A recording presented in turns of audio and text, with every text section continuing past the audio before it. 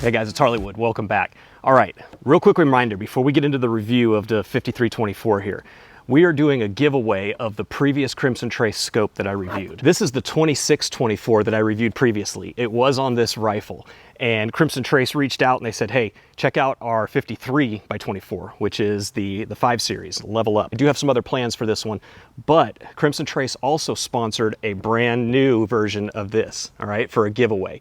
There's only about 5 days left on this giveaway. It ends on October 15th, 2020. There's a link in the description below if you want to enter that. There's a brand new one in this box, not this old one. So go in the description below. You can enter multiple times and then come back and watch the rest of this video. That 2624 is an MOA reticle with quarter MOA adjustments per click of the turret.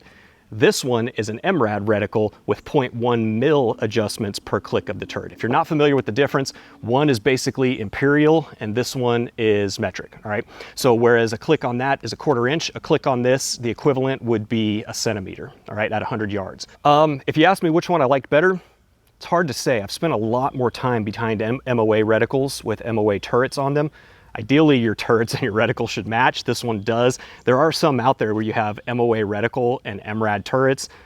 I don't know why people would do that, but anyway, I don't really know which one I like better. One thing I will tell you is you can get finer adjustments on the MOA, all right, because it's a 1/4 inch per click as opposed to this one, which is basically a centimeter per click. Now, the reticle that's in this one is what they call their Lr1 Mil Reticle, all right? I'll roll in a picture of it right here. It also is illuminated, and I will get the camera behind this and hopefully try to show you some of that illumination. This one is also first focal plane.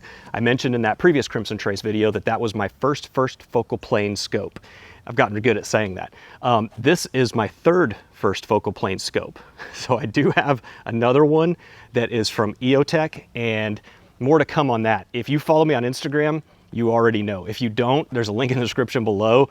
Go check it out. Just scroll down a little bit. You'll see a completely new precision rifle, different rifle with an EOTech scope on it. Anyway, more to come on that one. Like that other scope, this one has Japanese ED glass. That's extra low dispersion glass.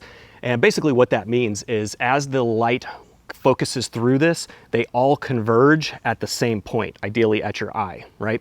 When you don't have one with ED glass, sometimes the different wavelengths, the different color wavelengths can converge at different spots, and they give you kind of that chromatic aberration, all right? So this one has no chromatic aberration because of that ED glass. Let's get into these turrets real quick. So you can see your elevation here. Here's your windage.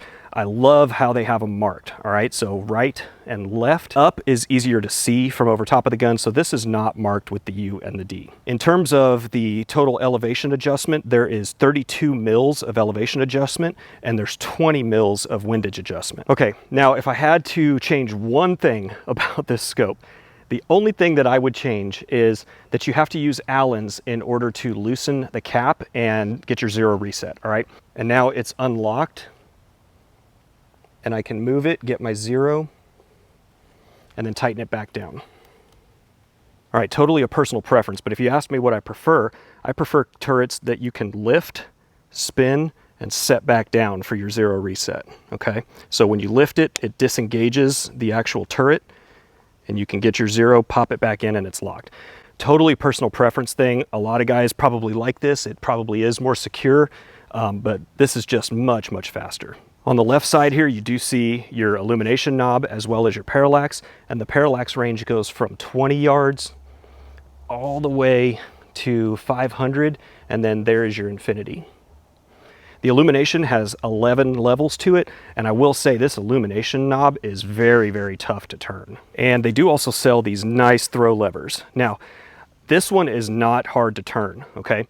I have some scopes, especially some Vortex scopes, that are incredibly hard to turn your zoom ring here. This makes it very easy, but even if you don't opt for this, you're not gonna have a problem turning this just with your hand. In the previous video, I did mention that I run Warren rings on all my bolt action. I'm gonna post a link in the description below to this exact set right here. Now, I wish more scope manufacturers would do this. See the level line? There's one in the front and there's one in the back. And basically that helps you when you're setting your scope on there to make sure that it's level on top of your ring. All right, the 5324 is 13.9 inches long, weighs in at 34.9 ounces. and it's about 1.5 inches shorter than the 3624. Again, this is 6 to 24 by 56. This one is 3 to 24 by 56. So you do get more focal range out of this one. Now in my previous video, I had a shooting rest up here, all right? It was also from Caldwell. I love this table, this stable table, but that other bench rest that I had up here was putting me up just a little bit too high, and it was making it a little awkward to get on the gun. I've since opted for this bag. Now, this is a little bit of a shill, so bear with me. I have a good friend who sells these on Amazon. They're from Blaze. I'm gonna post a link in the description below. This is awesome. You can actually just squeeze the bag to get more lift on the back of the gun, or you can let off with your hand a little bit and it relaxes and it lets that reticle come up a little bit. It's awesome. I've never shot with a bag on the back, big difference. Now, depending on where you shop, this thing's gonna come in at about $1,300, maybe a little north or south of that, again, depending on where you shop. I have scopes like that EOTech that cost quite a bit more than this, and I did pay for the EOTech. I'm finding it hard to see the value in the extra many $100s. It's very, very on par with this. I do have a decent amount of time behind both of these now. The only thing that the EOTech has over this is the center dot is 0.1 mil, whereas this one is 0.2.